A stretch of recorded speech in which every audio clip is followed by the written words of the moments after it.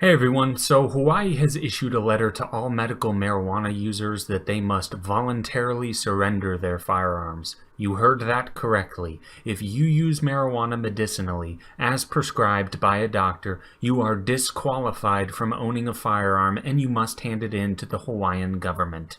Now, if you look at gun statistics in the US, Hawaii is the lowest of all 50 states in gun deaths. There are 2.71 gun deaths per 100,000 people living in Hawaii, not including suicides, of course, but even with suicides, Hawaii is still the lowest.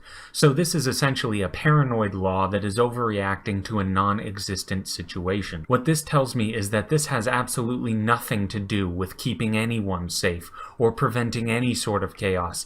This has everything to do with simply controlling people, and that is it. This is about a government dictating pointless and authoritative decrees over its citizenry. It is a disgusting abuse of government power and should not be tolerated by Hawaiians.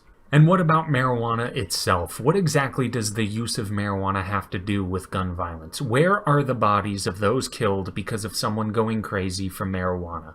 I've never heard of that happening in any quantifiable amount worth mentioning. Now, I have heard plenty of times about people being killed by gangs and cartels for control of the marijuana black market, but that is obviously a function of the war on drugs and says absolutely nothing about the inherent nature of marijuana itself. So why then does the Hawaiian government demand such obedience from its citizens? Why punish people for doing something that is legal? Is it because of a federal law? If so, why not have the spine to stand up and say no to the federal government?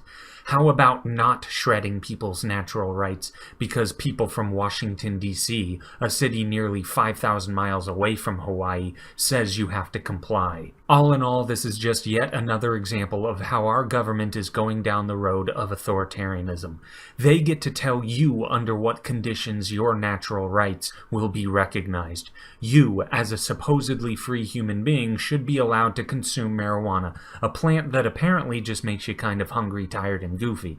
And if you choose to consume marijuana, you, as a supposedly free human being, should also be allowed to acquire tools of defense, if you so desire. Anything less than that, then you are not living in a free country, and I'm sorry to let you in on this depressing secret. The US is no longer a free country, and it hasn't been for quite some time. We should really stop patting ourselves on the back for being free, while so many citizens are treated like dogs that disobey their masters.